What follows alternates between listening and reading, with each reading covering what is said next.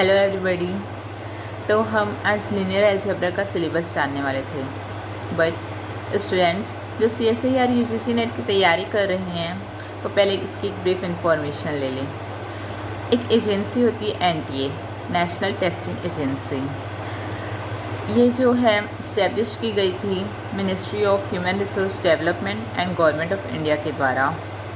इसका काम होता है कि एक standard, efficient and transparent exam लेती है एलिजिबल स्टूडेंट्स को चूज़ करने के लिए, एडमिशन के लिए। तो जो CSIR means council of scientific and industrial research ने CSIR UGC नेट का जो एग्ज़ाम है इसको कंडक्ट करने का काम NTO को दिया। एंड इसमें दो टाइप की चीज़ें होती है, एक JRF, एक lecturership. JRF means junior research fellowship. इससे आप आगे चल के रिसर्च कर सकते हैं अंडर एक्सपर्ट गाइडेंस, जैसे कि यूनिवर्सिटीज़ के प्रोफेसर होते हैं, साइंटिस्ट होते हैं, इंडियन लेबोरेटरी ऑर्गेनाइजेशंस के, इन सब की गाइडेंस में आप आगे चल के रिसर्च कर सकते हैं after JRF, after net. And lectureship, those students who are interested for lecturership, they can also do it after qualifying this exam. So इस एग्ज़ाम का पैटर्न क्या होता है? इसमें एक्चुअली में 3 पार्ट्स होते हैं, part A, part B, part C। And सारे पार्ट्स में MCQs होते हैं, मीन्स मल्टीपल चॉइस क्वेश्चंस। ठीक है, तो पार्ट A में टोटल क्वेश्चंस होते हैं 20, पार्ट B में होते हैं 40, पार्ट C में होते हैं 60।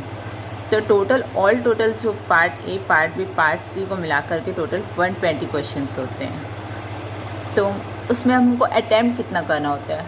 ऐसा नहीं कि हमको सारे क्वेश्चंस अटैम्प्ट करने होते हैं। इसमें से पार्ट A में से हमें 20 में से 15 क्वेश्चंस अटैम्प्ट करने होते हैं, पार्ट B में 40 में से 25 क्वेश्चंस, पार्ट C में 60 में से 20 क्वेश्चंस। सो ऑल टोटल 120 में से हमें टोटल 60 क्वेश्चन से अटैम्प्ट करने होते हैं। एंड इसमें ऑब्वियसली नेगेटिव मार्किंग भी होती है।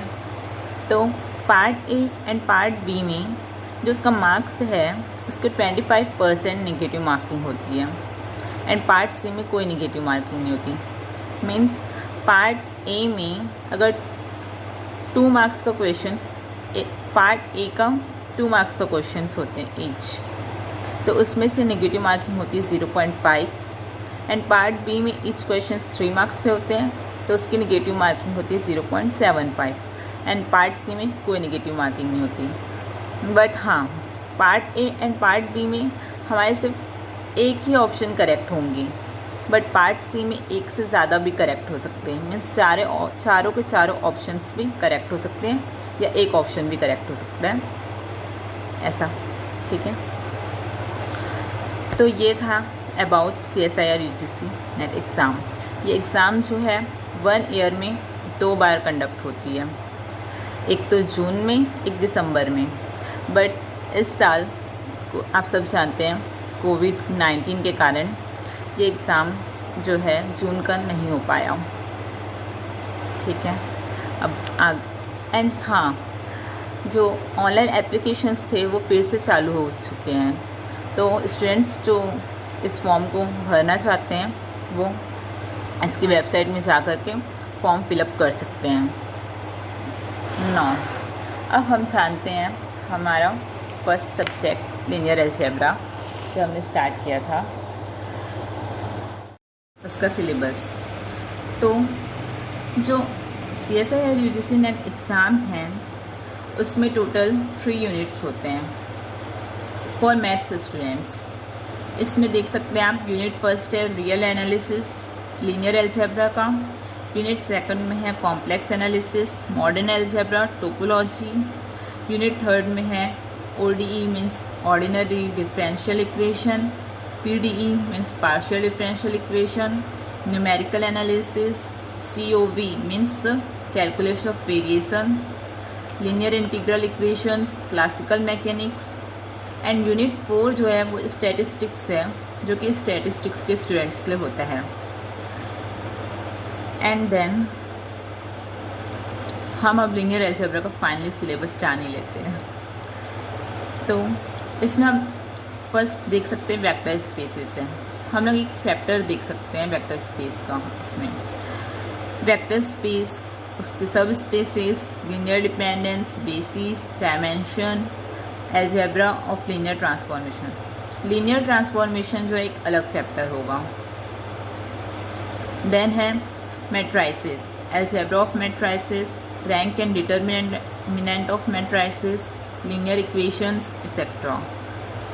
फिर मैट्राइसिस है तो फिर आइगन वैल्यूज़, आइगन वेक्टर्स, इनके लिए हैमिल्टन थ्योरम भी होंगे।